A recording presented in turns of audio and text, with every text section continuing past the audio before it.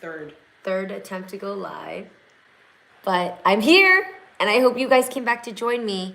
Let me know that the chat is working by commenting below, as you know well. Okay. Can you move this box, please, Marav? This one? Yeah, I'm realizing it's too... Actually, might be better like this because of the phone. Oh my God. Danielle, I am so happy to see you. Arabelle, Joshua, Corey, Bridget, Boss, Christine Chung. This is what I needed. It's so weird to do these lives without you here. And so I'm so glad that you guys joined on. Thank you, thank you, thank you. Okay, I'm gonna give a few minutes for everybody to join on, but I wanted to say thank you for coming to just stop by and talk with me. It felt weird to put up a regular Hello Hunnay. I miss you too, Monica. Thank you so much. Yay, and you caught a live, Irene. Yay, it's working. Okay, so we're good. So give me a second. Okay. So guys, I wanted to speak with you personally because this last couple of weeks of news has just been so difficult, and it doesn't feel right to just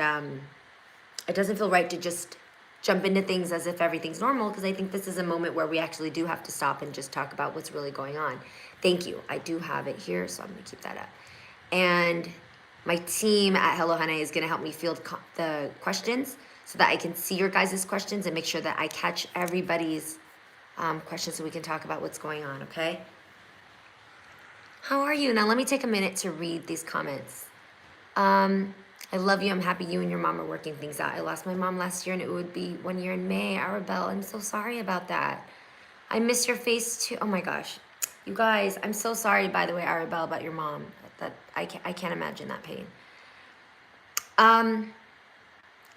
Hello, Hunnay.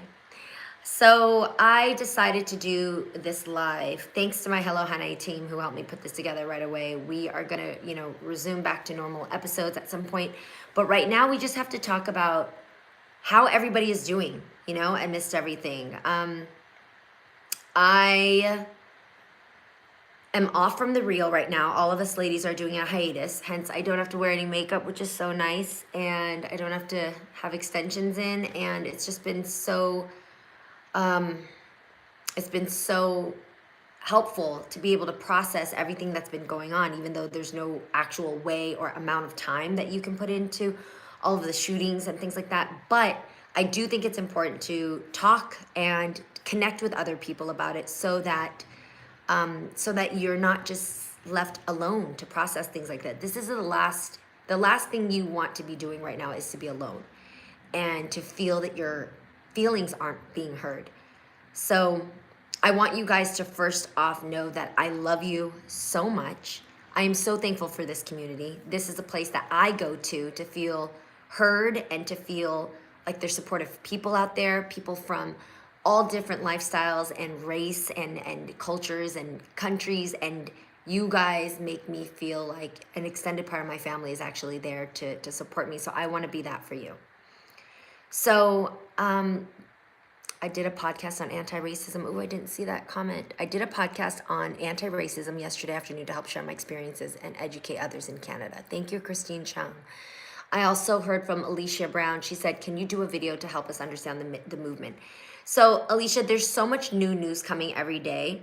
And my last few weeks, I've been concentrating on getting out there and talking about the Asian American experience from my end and how important this time is for us Asian Americans and Pacific Islanders to just band together and to stand in solidarity and to make sure that we check in with our other friends of different minority race, other ethnic groups, to make sure that we're all on the same page, because obviously we know Dr. Martin Luther King told us an injustice to one is a threat to injustice for all. And this is very clear that it's happening here.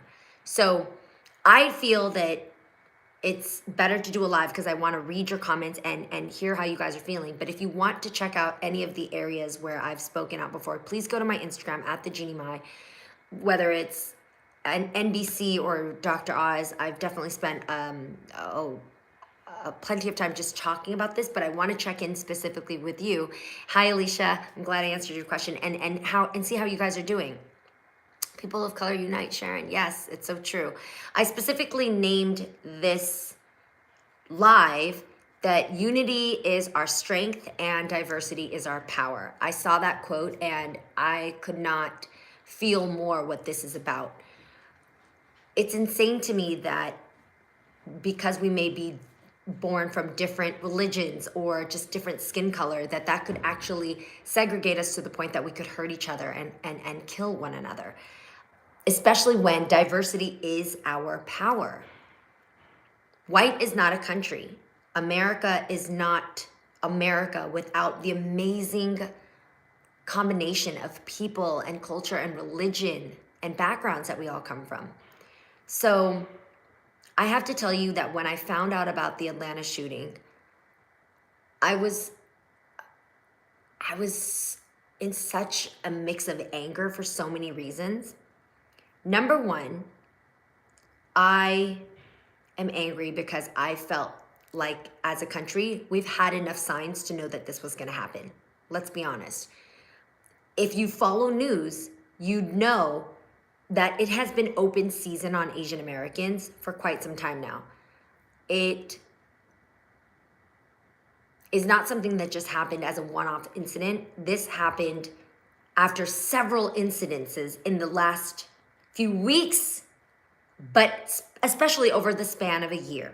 I mean, to the point that I've talked about this on The Real. I've written op-eds for People magazine and gone on different interviews, starting with the rhetoric that we were hearing from our president at the time in office. And for me, some people have asked, how can you blame a president? How can you blame one person for, an onset of anger from other people? But here's the problem. Words mean things. Words have actions. If you spew enough of a sentiment towards a group of people, that will collectively add to their added tension, their anger, their confusion over the pandemic, and you immediately look to blame somebody. And that target was placed on the backs of Asian Americans and Pacific Islanders. And I'm gonna be real, racist people are stupid. No racist person can look at somebody and immediately tell what background and race they are. If you look Asian, you all fit the bill to be blamed for this. And so I'm angry because I felt that for a whole year, Asian Americans have raised their voices, and supportive groups that stood for Asian Americans said, hey, stop using the rhetoric. Let's get through this pandemic together. Just like many illnesses that pop up, it's not about who did it. It's about how do we band together and work as a country to provide the protection we need and take the precautionary steps we need to keep our nation and therefore our world healthy. And that's what it was about. So we started to see this onset of hate happening towards Asian Americans, from racial slander to business stores and storefronts getting tags and racist words that were said on their storefront, saying things like, go back to China, we hate you, F you, this is your fault. And then it went all the way to seeing Asian American elders getting attacked. I don't know if you guys know about this, and please do comment if you heard about this, because this gives me an idea of how much my Hello Hunnay fam has been, connected to the news out there. Because let's be real, the Asian American experience is never shared. It's definitely not something you learned about in school. You don't learn about the Chinese Exclusion Act. You don't learn about Vincent Chen and his horrific, unjust crime that took place. We already learned from 2020, we don't learn enough about the Black culture and about America's history and how terribly, horrifically wrong we've done to an entire race and nation.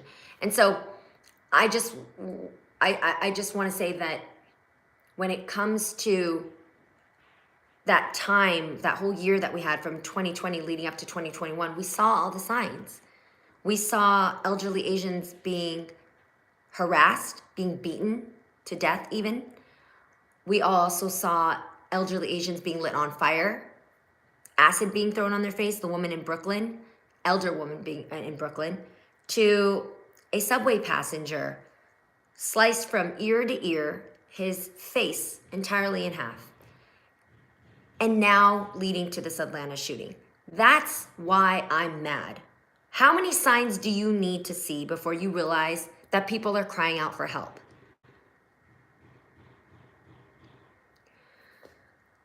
I feel that America has a problem when it comes to believing people when they cry out for help. And that is a huge problem because we saw our Black brothers and sisters make it very clear that they've never received the help that they deserved. And this has been going on not just 2020, but for centuries. And now the target has gone towards Asian Americans. Who is it going to be next? And what are we doing to actively fight against this and protect one another as a community? Let's just say all of us here were an actual family, right? Bear, Aaliyah, Valerie, Durandam, all of you guys were an actual community. Bridget, Maya, Shirtora, right? And let's say half of you guys started to raise your hands and your voices to say, wait, I'm in need. I need help. I'm being attacked over here. And the rest of us just looked the other way or just either liked the photo or commented with an emoji. No, we have to actively be connecting with the grassroots organizations that are doing something on the ground to protect the community. Compassion in Oakland is an amazing example that as soon as the trend of elderly Asians were getting hit in the Bay Area, they collectively got together and started escorting Asians around Lunar New Year. You know, Asians to work, to the bank, to go collect their, gifts for, their nieces and nephews in red envelopes, like whatever it may be. How do you then get active into it, And so I just, the one message I want to say to one another here is you guys are my community. And I think it's so important that with everything I learn, I can make sure to relay that to you. And if you want to join me in the fight, then you'll follow me on Instagram. You'll follow me here on my lives when I announce that I'm doing a live. And that is a start for us to collectively go, okay, what can we be doing? Which I'm going to share at the end of this of what, certain things that we can be doing together. I'm going to look at some questions because I did promise that I wanted to do a live so that I could hear your guys' questions.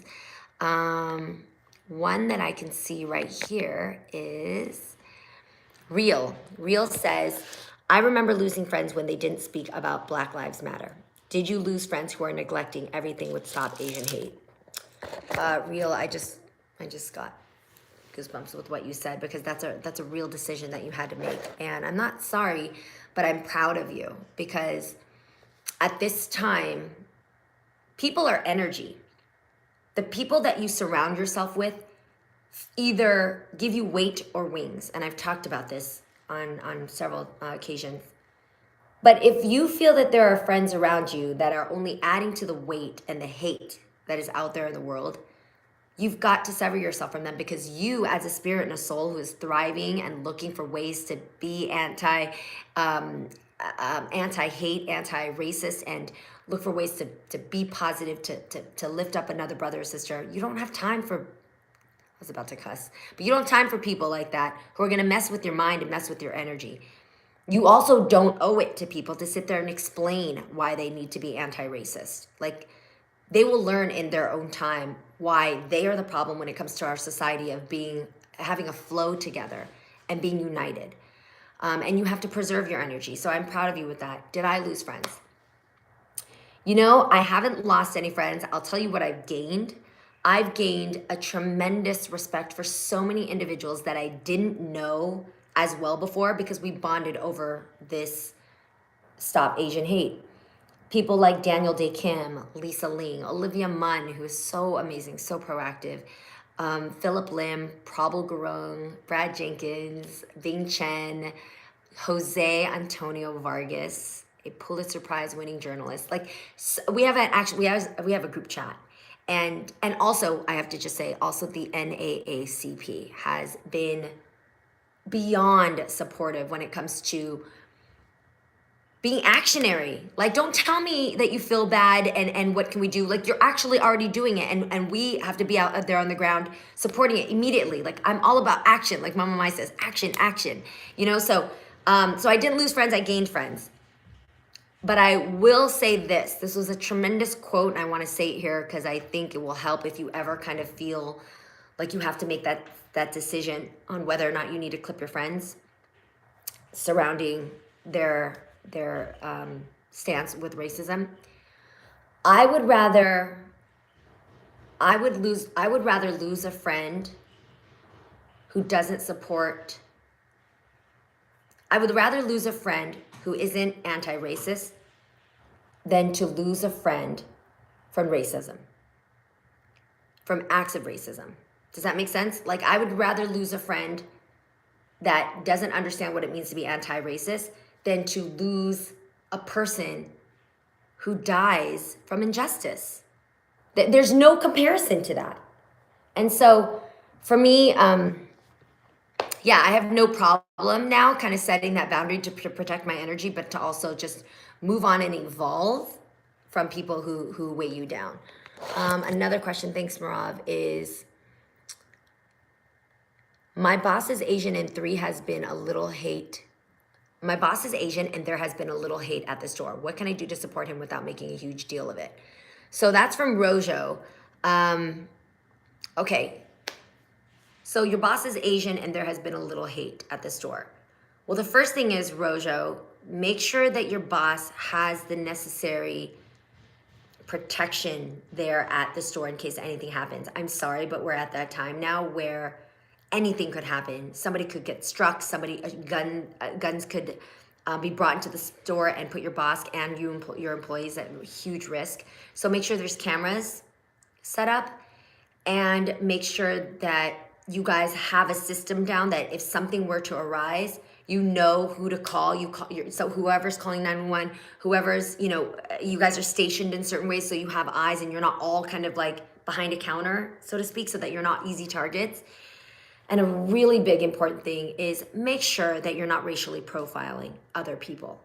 Make sure that as a counter response to this, you're not racially profiling every single person that comes into the store, assuming that they could be a threat or a danger. That is working backwards. That is the biggest thing that I ask of everybody here is when we stop Asian hate, we are also fighting for Black Lives Matter. We are also protecting one another and staying united. And we are also celebrating one another's cultures and diversity. And we are not adding to what racism is already there, which is moving in racist ways, assuming things of people just by the way they look, okay? Profiling is a huge stop. Thank you, AB. I see from Reja, my dad told someone to put a mask on in his store. Guy then started throwing stuff at him, calling him different racial slurs, blaming him for COVID. I'm glad the hate towards Asians is coming to light. Reja, I'm so sorry that happened to your dad. So just so everybody's clear, I don't care where you are, Miami, I don't care where you are, we are still in a pandemic. Please wear your mask. Not everybody has gotten vaccinations. And by the way, just because you get your vaccination doesn't mean you're clear of all the different threads that have come out of COVID-19 for over this year now. So please continue wearing your mask. And if somebody confronts you to wear your mask, say thank you. I forgot my mask so many times when I jump out of the car and run into a store and somebody says, where's your mask? And I'm like, oh shit, you're right. Like, thank you. You're asking me to help the whole problem here. So why would you be offended? God, I can't fucking stand people. All right. What can we do to support our Asian family, Bear Hudson? Okay, so one major thing you can do is if you have any donations of any amount, go to GoFundMe/AAPI. Okay, GoFundMe/AAPI. These are vetted out organizations from me and every friend that I just named that has been very proactive in this fight. And these organizations are on the ground helping the Asian families that have been attacked and also the community that's been hit, because we know that when you attack one person, it affects the entire community, it affects the kids, it affects the safety that y'all feel in your areas. So GoFundMe/AAPI. That's one way. I also wanted to say really quick to the parents out there. I know, can I just get a show of hands? Because I'm actually interested to know, get a show of hands, get a show of comments. Who here is a parent or a guardian of kids? I know for me, Jay has a daughter here. I'm always around her. Her name is Amra. But, and I kind of consider myself a parent sometimes to my brothers. No, they're grown, but I want to know, and thank you for donating again, Trishan, but how many of y'all are parents? And I'm asking this, okay, I see Comfort by Mayberg, Vasana, Leslie. First off, moms and dads, thank you for what you do. Thank you for raising our future. I'm gonna say this to you and anybody out there who's taking care of somebody. Randy Park, the son of one of the victims, who was a single mother and raising the boys on her own, Miss Grant. Randy Park, when this hit, was interviewed, and he said, did anybody ask the shooter what his parents, no, I'm sorry. He said, did anybody ask the shooter's parents, what did y'all teach him? And that hit me the hardest out of this whole situation, because I do wonder, what kind of conversations did this shooter, who I refuse to name, what kind of conversations did he have in his household? If he came out down for dinner a few times in a row where he just looked all pissed and just really frustrated and not communicative, did the parents like stop and just, you know, check in with him to say, hey son, is everything okay? You seem aggressive, you seem like you're angry, is everything all right? Did anybody ever ask, hey, how are your friends at school? You know, do you feel like you belong? Did any parents ask like, hey, are you happy at home? What's going on? Like, parents, I can't tell you enough. You guys are our North Star when it comes to our future, and also these kids, how they are out there. Please check in with your kids and learn ways to help support communicating with them. There are so many sources, from books to therapy. We talk about it a lot here on Hello Hunnay. Don't ever feel like you're alone if you're a parent. But if you ever feel like your kid is suspect of doing something that could harm another child or person, please go and tell somebody. Please speak up and speak out. By the way, crisis text line, can you get that number for me? I'm gonna give you guys a number. If anybody here, besides just a parent, if anybody feels like you need someone to just listen without judgment to help you, if you are angry, if you're racist, if you don't like people just because of a certain incident that happened to you before, I don't care what it is. I'm going to give you a phone number right now that you're going to call, and this person will be readily available. This crisis text hotline is one of my friends' greatest inventions. It's been around for years, and they work 24 hours to just have people on standby to talk with you and to help you just process whatever it is that you're going through.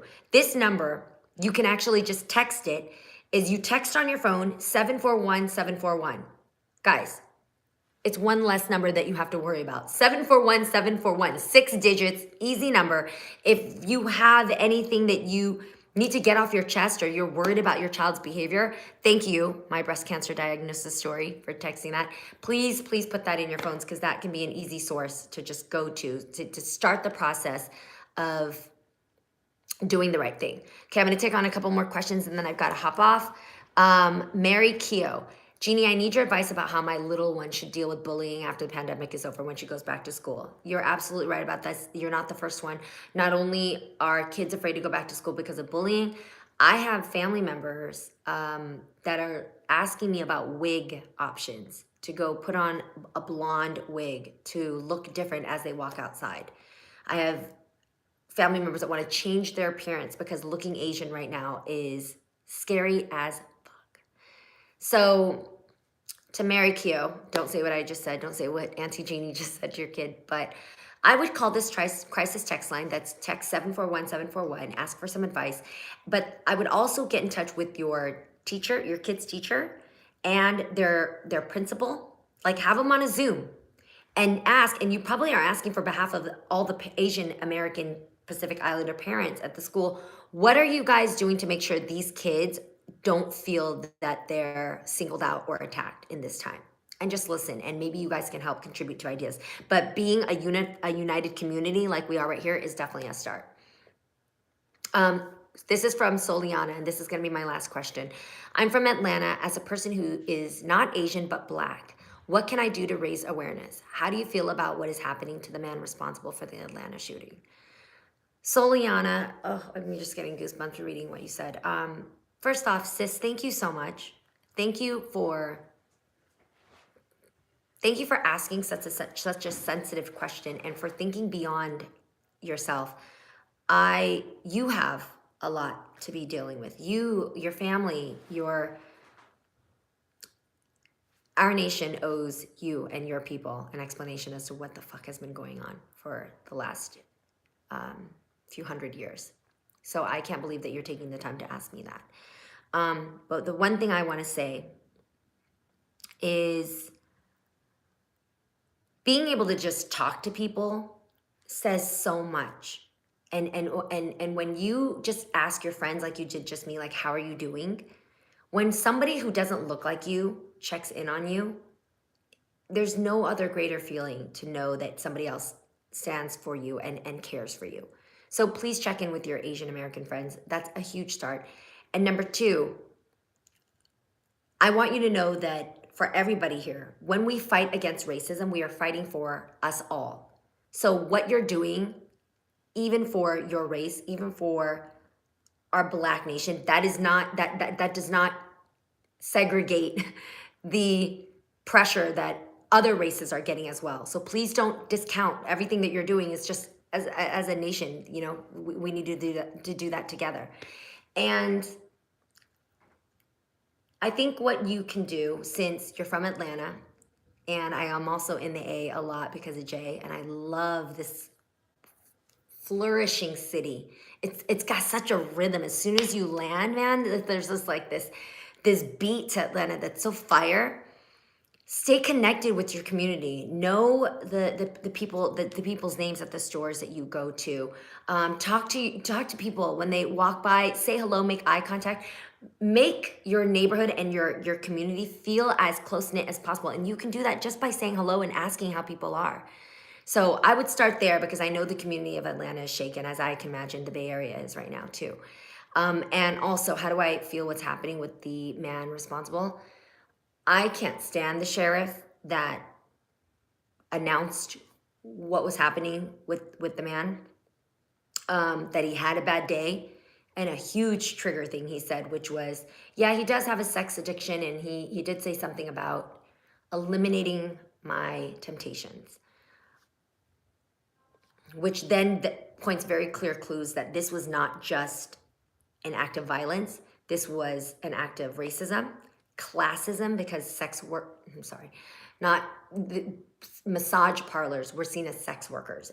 And whether they are or not, all people deserve to be treated with respect and dignity. And that didn't happen here. And he also saw these women as objects. He didn't see them as lives. He didn't see them as 8 lives that had families to go home to and dreams, but he saw them as just objects, as his temptation. That is a whole nother live, or maybe an episode that we can talk about. But here to say now, I'm not happy with it, and I think that we need reform when it comes to Asian crimes, because it's really hard to quantify what is a hate crime. Did I say Asian crimes? Hate crimes. What is a hate crime? And when you guys begin to see our legislators, our senators begin to rebuild what that looks like, what is the protocol to deem what a hate crime is, and how do we make sure that that person gets the right, is processed the right way, if it is that, then please do lend ears and eyes and support. I'm gonna sign off. I want you to know that I'm reading everything that you guys have said. I'm going to actually check back through my chat so I can read everything, but here we are. I'm thankful for everything that you guys have done to speak out and to show us that your voice matters.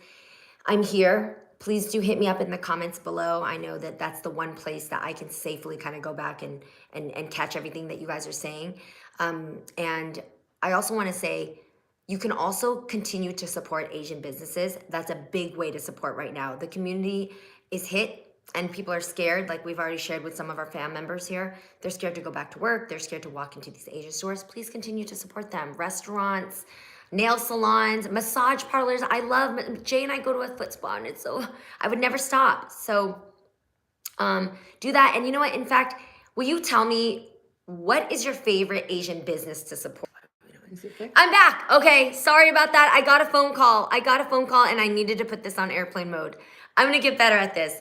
All to say, please do list your favorite Asian business below, because I would love to do an Asian business haul. Just like I did a Black business haul, I wanna be able to find ways that we can support specifically the community and learn how our dollars can be so helpful in this fight. So I love you guys. Ooh, Jeju Korean Spa in Gwinnett County. What's that? It sounds amazing because I'm into a Korean scrubbing. Okay, I can't wait to check all of these out. I love you guys. Please take care of each other. I love you. I wish I could give you guys a hug. Bye, guys.